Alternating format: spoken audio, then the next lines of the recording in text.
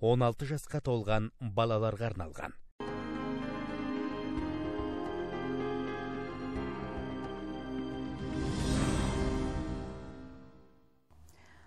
Армысыздар, қадірлі телекөрермендер, бүгін біз жалпы осы айдағы бағдарламаларымызды әкімшілік істерге арнауды жөн көрдік.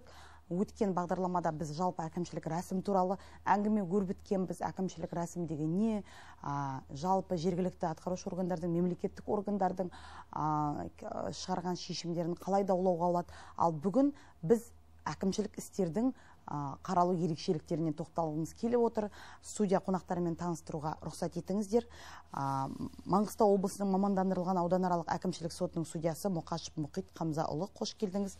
Және де Қазақстан Республикасы Маңғыстау облысының заң консультанттары палатасының заң кеңесшісі заңгер Әмірхан Мұхамбет Андрейұлы, қош келдіңіздер. Құрметті студия қонақтары. Енді жалпы кез келген заң қабылданғаннан кейін біз қандай да бір уақыт өткеннен кейін артымызға қарап, бұл заң бізге не берді деген сұрақ қоямыз.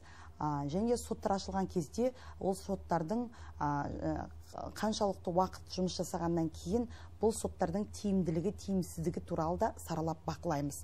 Сондай соттардың бірі бұл сіздердің өздеріңіз мамандандырылған әкімшілік соты. Жалпы Мұхит Қамзаұлы, бұған дейін де сіз екінші қалалық сотта жұмыс жасадыңыз. Сондықтан мен сізге мынандай сұрақ қойғым келіп отыр. Әкімшілік істер мен азаматтық істердің айырмашылығы қандай? Жалпы қазіргі кезде әкімшілік істердің санатына қандай даулар кіреді? Қазіргі кезде өзіңіз жаңа айтып өттіңіз, әкімшілік соттар 2 жыл болды. Осы Маңғыстау облысында да бүкіл республика бойынша жұмыс істеп жатқанына. Тек әкімшілік істер әкімшілік соттарда қаралады. Енді әкімшілік істер, әкімшілік дау, әкімшілік деген сөздің көп адам мағынасын түсіне бермейді. Яғни бұл азаматтық іс пен әкімшілік істің қандай айырмашылығы бар деп көп адам бұл енді көкейіне жүрген сұрақ деп айтсақ болады. Әкімшілік соттарда қаралатын даулар ол жариялық құқықтан пайда болатын даулар. Яғни бұл жерде бір сотқа жүгінген адам мен сотқа берген жаңа тұлғаның арасында императивтік қарым-қатынас болу керек. Яғни бұл жерде бір жаңа келісім сияқты ондай болмау керек. Яғни бір сөзбен айтқан кезде бұл жоғары тұрған орган мен соның астында тұрған тұлғаның екеуінің арасындағы дау. Мысалы әкімдікке берсеңіз, мысалы мемлекеттік органдардың кез келгені қарапайым халыққа немесе бизнеске қатысты әкімшілік орган болып табылады. Міне осындай даулар бұлар әкімшілік соттардың қарауымен қаралатын болады, құрамда қаралатын болады. Егер жеке кәсіпкер өзіне қатысты жүргізілген салықтық даулар бойынша салықтық қандай да бір құжаттарды даулайтын болса, ол міндетті түрде әкімшілік соттармен қаралады. Яғни бұл кезінде енді азаматтық соттармен қаралған, қазір енді әкімшілік соттардың пайда болуына байланысты осындай даулар толыққанды әкімшілік соттардың соттылығына жатып отыр. Жалпы істер саны жыл санап артуда ма, әлде азаюда ма осы әкімшілік істер? Сот ашылғалы бері өзіңіз шолу жасайсыздар, қарайсыздар, қанша? Қалай деп ойлайсыз? Статистикаға үңілсек. Статистикаға сүйенетін болсақ, бұл шолулар ол әр 90 сайын жасалынады. Мысалы, былтырғы жылмен қарағанда, оның алды жылын қарағанда, биыл әкімшілік істердің санының көбейгенін айтуға болады. Бұл өз кезегінде енді адамдардың сотқа деген сенімнің нығаюының бір белгісі. Бұл норманың жұмыс істегенін көрсетеді дегіңіз келеді ғой? Тиімді. Өз кезегінде бұл әкімшілік кодекстің, әкімшілік әділеттің тиімділігінің бір нышаны, бір белгісі деп айтуға болады. Рахмет. Енді Мұхамбет Андрейұлы, сіз заңгер болғаннан кейін халыққа бір қадам жақынсыз. Жалпы енді біз судьялар халықты тек қана сот залында көреміз, ал сіздер халықты мұң-мұқтажымен келгенде сотқа дейінде, сот залында да, сот залынан кейінде сот шешімінің орындалу барысында да олармен бірге боласыздар. Жалпы сізге осы сұрақты қойғым келіп отыр. Қалай ойлайсыз, әкімшілік әділет бұл дер кезінде біздің өмірімізге келген жаңашылдық па? Бұл халыққа тиімді ма? Халық бұны түсініп жатыр ма қазір? Мен солай дер едім. Себебі дейтін, біздің енді мемлекетіміз жыл сайын үнемі заңға өзгерістер мен толықтырулар енгізіп отырады. осы бізге мына әкімшілік рәсімдік процесс кодекс дер кезінде елімізге берілді, пайдалануға. Бұл жалпы біздер заңгерлер өзіңіз айтпақшы тікелей халықпен тікелей жұмыс жасаймыз. Бірінші азаматтар біздерге тікелей келеді.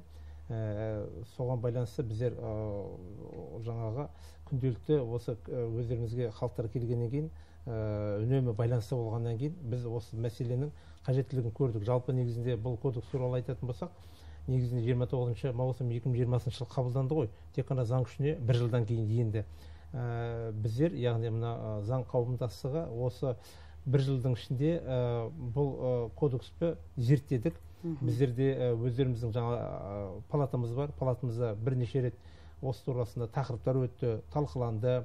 Себебі біздер халықпен тікелей келіп жұмыс жасайтын заңгер, адвокат кісілер болғаннан кейін біздер осы тікелей осы мәселе бойынша 1 жыл бойы бұл кодексті зерттеді деп айтсақ артық болмас. Жаңаға айтып отқандағыдай бұл кодекс өзі өте тиімді, өте дұрыс және нақты дер кезінде қабылданды деп айтар едім. Рахмет.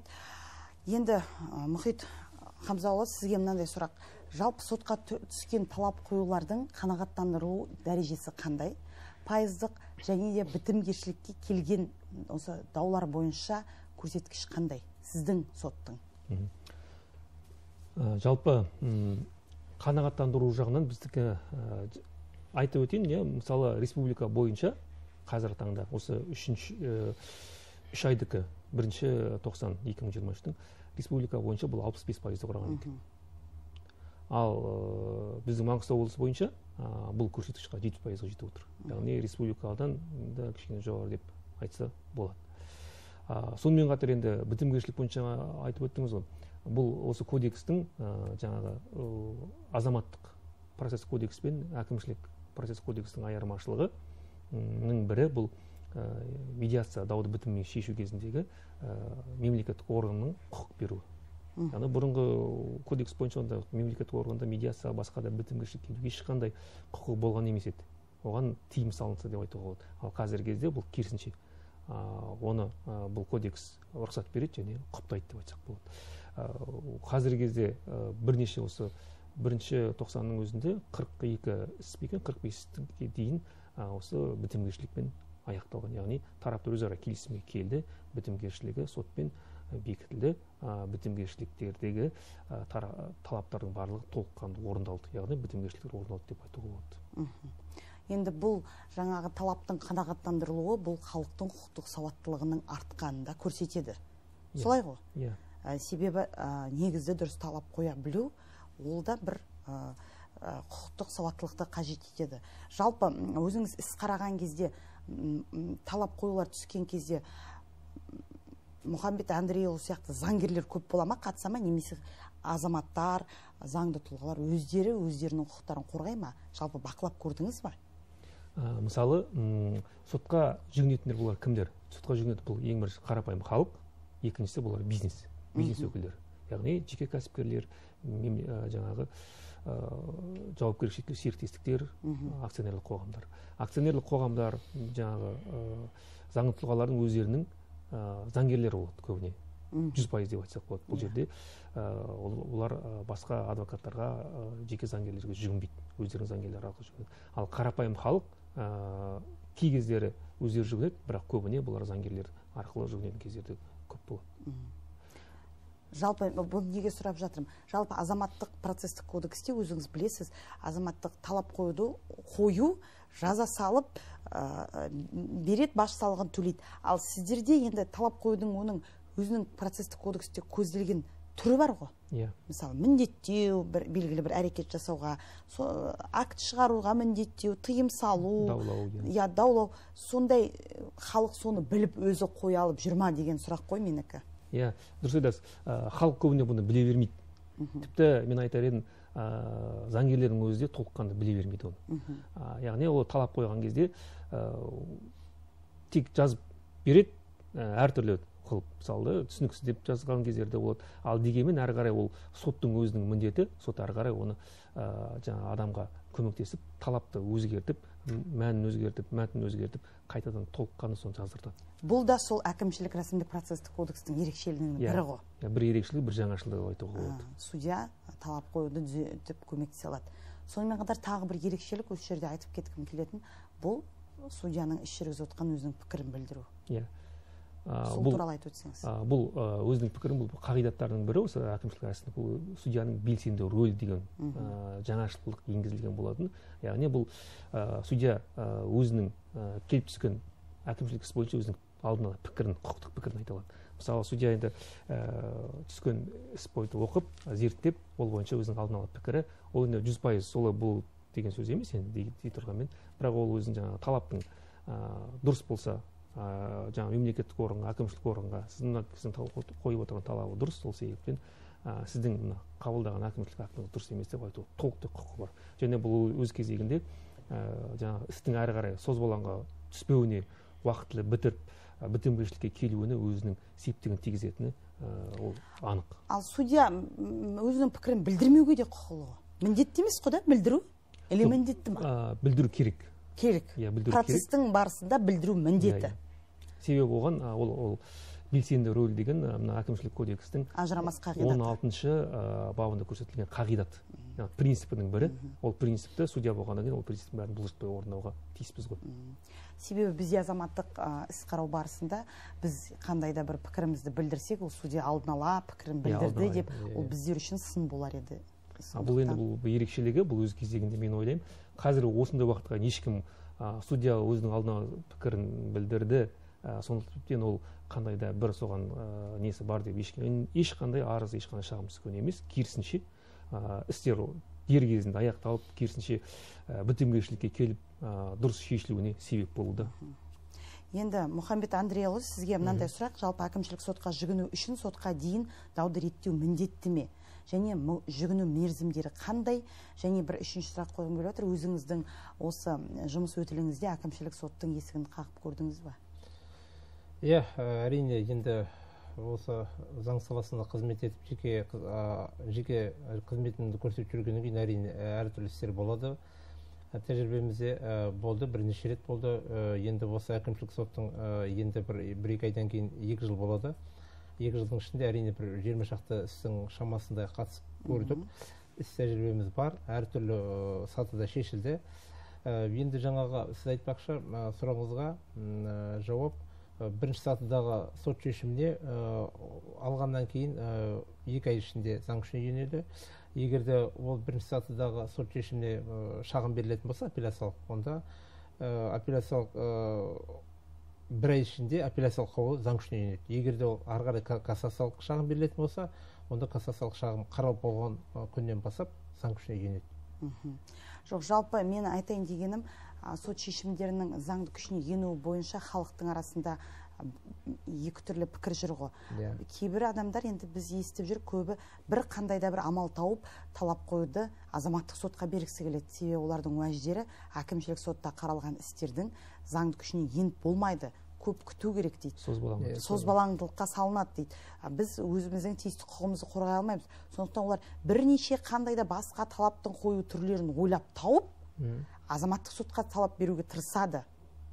Сол туралы пікіріңіз қандай? Қалай ойлайсыз? Әкімшілік рәсімдік процестік кодекс пен қаралған істер, әкімшілік істер, сіздің тәуелсіз заңгер ретінде пікіріңізді естігіміз келеді. Апелляциялық сатыдан заңды күшіне ену дұрыс болар ма еді? Бұзылған құқықтар мен мүдделерді қалпына келтіру үшін. Енді жеке мен заңгер ретінде айтатын болсам, әрине менде өзімнің сондай пікірім бар. Себебі 1 ай дейтін тым ұзақтау болып көрінеді менің өзіме де.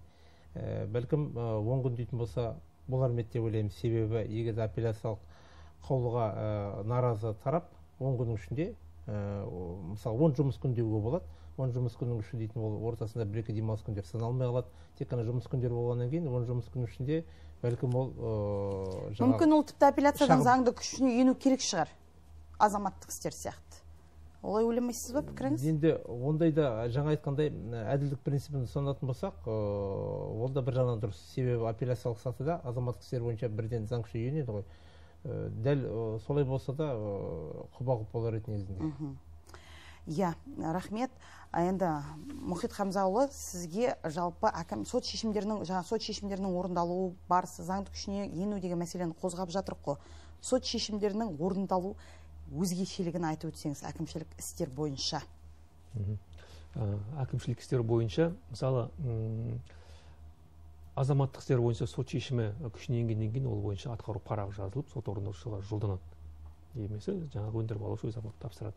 Ал бұндай жағдайда әкімшілік кодекстің талаптары бойынша бұл мүлде өзгеше. Бұл жерде судья өзі тікелей өзінің бақылауына алу керек. Яғни судья өзі сол шешімді орындауға міндетті болып табылады. Қандай да бір әкімшілік органға қатысты шешім қабылданса, сол органға судья шешімін жолдау керек. Және әкімшілік кодексте көрсетілген мерзім бұл 1 ай мерзім ішінде орындалуға міндетті. 1 ай мерзімге дейін. Бұл жерде енді 1 ай мерзімге дейін, себебі бұл жерде енді 10 күнде берілуі мүмкін, бірақ енді көбіне 1 ай мерзім ұстанған дұрыс. 1 ай мерзімнің ішінде әкімшілік орган ол сот шешімін толыққанды орындап, сотқа ол туралы хабарлама жолдау керек. Яғни қандай да бір әкімшілік актінің күшін жою керек болса, сол күшін жойғандығы туралы актіні сотқа жолдауға міндетті. Егер де ол сот шешімі орындалмайтын болса, бұл жерде сот тарапынан әкімшілік органның бірінші басшысына қатысты жаңағы ақшалай өндіріп алу туралы процестік мәжбүрлеу шаралары қолданылатын болады. Ақшалай өндіріп алу туралы процестік мәжбүрлеу шараларына тоқталып өтсеңіз, жалпы ол тек сот шешімінің орындалуына байланысты емес, іс қарау барысына талап қозғалғаннан бастап сіз қолданасыз ғой. Қандай жағдайда? Бұл тек жаңа сот шешімін орындау ғана емес, жаңа дұрыс айтасыз, талап қою сотқа түскеннен бастап. Бұл жерде бұл тағы бір ерекшелік, мысалы азаматтық процесс кодексі бойынша талап қою сотқа түскеннен кейін ол дереу қабылданбайды. Яғни судья оның қабылдамау туралы сұрақты шешеді. Ал біздің жағдайымызда келіп түскен талап арыз сотқа түскеннен кейін міндетті түрде дереу қабылданады. Оған арнайы іс қозғалады. Қабылданған есептеледі. Сол кезден бастап тараптардың процестік өздерінің міндеттері мен құқықтары пайда болады. Өз кезегінде әкімшілік орган келіп түскен талап қою бойынша өзінің қарсы пікірін сотқа жолдауға міндетті. Және ол сот көрсеткен мерзімнің ішіне жолдау керек. Егер де ол сол мерзім арасында өзінің пікірін жолдамаса, оған қатысты әкімшілік шара қолданылатын болады. Жаңағы өндіріп алу шарасы қолданылатын болады. Ол 10-20 айлық есептік көрсеткіш мөлшерінде. Соттың сұратуларын орындамаса, қандай да дәлелдемелерді ұсын десе, оны ұсынбаса, оған да қатысты. Соттың басқа да талаптарын орындамаса, барлық жағдайда әкімшілік соттың судьялар тарапынан оған қатысты өндіріп алу шаралары қолданылатын болады. Және бұл өндіріп алу шарасы қолданғаннан кейін ол өзінің талаптарын, жаңағы соттың қойған талаптарын орындауға болмайды деген сөз емес, әрі қарай оны орындауға міндетті. Қолданғаннан кейін де әрі қарай орындауға тиісті. Егер әрі қарай орындалмаса, ол 5 күн уақыттың ішінде сол әкімшілік ненің ақшасын төлеу міндетті болып табылады. Ал егер төленбесе, ол тіпті оған жаңағы апелляция тәртібінде шағым келтіруге де мүмкіндік бермейді оған. Яғни төлеп, одан кейін барып шағым бере алады. Төлегеннен кейін ғана шағым бере алады. Иә, жалпы бұл мәжбүрлеу шаралары азаматтық процестік кодекске де енгізілуге қажет мәжбүрлеу шаралары сияқты. Ол дұрыс айтасыз. Енді ол барлық кодексте орындалғаны дұрыс болады, себебі бұл өзінің жемісін береді, өзінің қажеттілігін қазіргі таңда дәлелдеп отыр. Енді Мұхамбет Андрейұлы, енді сіз келіп отырғаннан кейін мен сізге мемлекеттік тіл туралы мәселе бойынша сұрақ қойғым келіп отыр. Жалпы өздеріңіз білесіздер, соттарда мемлекеттік тілде іс қарау пайызы өте төмен. Ол неге? Біз Маңғыстау осы қаймағы бұзылмаған қазақы еліміз, 98% қазақ, жергілікті тұрғындары қазақтар деп жатамыз. Алайда біздің өзімізде де іс жүргізу тілі орыс тілінде көп пайыздық үстемесі. Бізде тек қана азаматтық істерді алып қарайтын болсақ, 30%, 40% азаматтық істер қазақ тілінде екен. Қазіргі таңда біз мемлекеттік органдарды міндеттеп жатыр қазақ тілінде, банкроттық туралы жаңағы немесе салық органдарынан беретін мәмілелерді жарамсыз деп тану туралы талап қоюларын біз қазақ тілде міндеттеп жатырық. Енді басқа біздің амалымыз жоқ. Сіздер қазақ тілді заңгерлер сол біздің тілдік қазақ тілінде қарау үшін үлес қосатын бірден бір азаматсыздар. Жалпы өзіңіз барлық талап қоюларыңызды қазақ тілінде бересіз ба? Иә, мен оны анық айта аламын. Себебі мен өзім жаңағы ұлттық патриот мықты азаматтардың бірімін деп өзімді айта аламын. Өзіміз маған келген азаматтардың барлығы көбінесе осы қазақ тілді азаматтар. Басқа тілді азамат болатын болса да, көпшілігі қазіргі таңда осы Маңғыстау өңірінде тұрып жатқаннан кейін қазақ тілін емін-еркін сөйлеп біледі. Мен өзіме келген азаматтарды қабылдаған уақыттарда қазақ тілінде жүргізетінді көбінесе айтып түсіндіремін. Және менің өзімнің жеке басым заңгер ретінде айтар едім, мына тіл туралы заңға толықтырулар енгізу бәлкім қажет шығар. Осы жаңағы өзіңіз айтпақшы, мемлекеттік мекемелер осы сотқа талап арыздар берген уақыттарда, одан басқа азаматтық процесс кодекстері бар. Сол кодекстердің барлығына сол қазақ тілі туралы көбірек толықтырулар енгізілсе деген өзімнің ұсынысым бар. Ол туралы мен әлеуметтік желіде жазып, және Әділет министрлігінде де өткенде бір келеңсіз жағдайлар болып, соның бәрін жазып жариялап отырамын. Өзім тілдің жанашырым деп өзімді есептеймін. Енді жалпы енді сіз тілдің жанашыры ретінде олар туралы сіздер өздеріңіздің жаңағы заң кеңесіңізде, заң консультанттар палатасында отырыстар өткізіп айтып отыру қажет деп ойлаймын. Себебі соттың қолы бұл жерде байлаулы. Бізге талап қою қай тілде келіп түссе, сол тілде біз істі қарауды міндеттіміз. Сондықтан бұл көбіне көп осы істі талап қоюларды бізге алып келетін заңгерлерге байланысты. Келіп алып, мысалы, қазақ тілді біздің қарагөз бауырларымыз көбіне көп орыс тілді заңгерлерді алады. Орыс тілді заңгерлер келіп алып, бізге егер қазақ тілді бауырымыз талап қойшы қазақ тілді жауапкермен соттасады ғой, бір-біріне ақша береді, бір-бірінің соңынан ала алмай жүреді, көрші ағайын болады. Жауапкеріміз орысша қазақша сөйлесе, талап қойышының өкілі мен түсінбей, маған аудармашы қажет дейді. Ал екеуі бір-біріне қалай тілдесті, ол бізге беймәлім. Сондықтан ондай мәселелерді сіздер өздеріңіздің де сатыңыздан қозғап жүрген абзал болар. Жалпы енді Мұхит Қамзаұлы, сізге өзім мынандай сұрақ қойғым келіп отыр. Жалпы әкімшілік рәсімдік процестік кодекстің міне айтып жатыр қой, дүниеге келгеніне 2 жыл уақыт толады, азаматтар үйренді деп. Қалай ойлайсыз? Жалпы жергілікті атқарушы органдар, мемлекеттік органдар бұл кодекспен жұмыс жасай алып отыр ма? Азаматтарға әкімшілік рәсімді дұрыс өткізіп отыр ма? Енді сіздер олардың өткізген әкімшілік рәсімдерін қайта қарайтын апелляция сіздер сияқтысыздар ғой, былай айтқанда. Біз бірінші сатының шешімін қайта қараймыз апелляцияда, сіздер сол мемлекеттік органның лауазымды тұлғаларының. Қалай ойлайсыз, немесе әлі де оларға өз білімдерін жетілдіру қажет па? Менің ойымша, қазіргі таңда бұл толыққанды дұрыс қолданып отыр деп айта алмас едім. Яғни барлық әкімшілік органдарға енді топырақ шашудың қажеттігі жоқ дей тұрған, мен көбіне жергілікті органдарда бұл толыққанды дұрыс қолданылмайды. Себебі әкімшілік рәсімнің менің ойымша енді дұрыс білмейтін кездерде көп сияқты. Себебі кейбір әкімшілік тыңдауларды дұрыс өткізбейді. Әкімшілік тыңдаудың хаттамасын дұрыс жасамайтын кездер болады. Тіпті әкімшілік рәсімге адамдарды уақытылы шақырмайды, оның қатысуынсыз қарайтын кездерде болады. Бұл өз кезегінде ол әкімшілік рәсімнің бұзылғандығы деп тану керек. Ал әкімшілік рәсім дұрыс өтпесе, ол жаңағы әкімшілік процестің сіз айтып өттіңіз ғой, бір іргетасы әкімшілік рәсім. Әкімшілік рәсім дұрыс өтсе, әкімшілік процесс ары қарай дұрыс өтуіне 100% кепіл беруге болады. Ал әкімшілік рәсімнен дұрыс өтпегеннен кейін, ол оның дұрыс өтпеген әкімшілік рәсімнен қабылдаған шешім дұрыс деп айтуға менің аузым бармас еді. Яғни ол кезегінде ол жаңа тараптардың құқығына нұқсан келді. Ол өзінің дәлелдемелерін ұсына жоқ, ол өзінің сөздерін айта алған жоқ. Бұл өз кезегінде әрине әкімшілік рәсім дұрыс өтпегені, әкімшілік актінің дұрыс қабылданбаған деп түсіну қажет. Сол себептен бұндай шешімдер міндетті түрде күшін жойып, қайтадан қаралу керек, не болмаса іс сол мәнде дау сотпен біржола қаралып шешім қабылдану керек болады. Жалпы бұл неге осылай деген сұраққа мен өзім былай жауап ойлаймын өзім. Сіздер де менімен келісерсіздер. Бұрынғы әкімшілік рәсімдік процестік кодекс күшіне енгеннен кейін бұрын бізде азаматтардың және заң тұлғалардың шағымдарын, арыздарын қарау тәртібі туралы заң болды. Сол заңның негізінде арыз адам берсе, заңды тұлға немесе жеке азамат, олар жауап береді, болды. Ары қарата сотқа бар дейді, болды.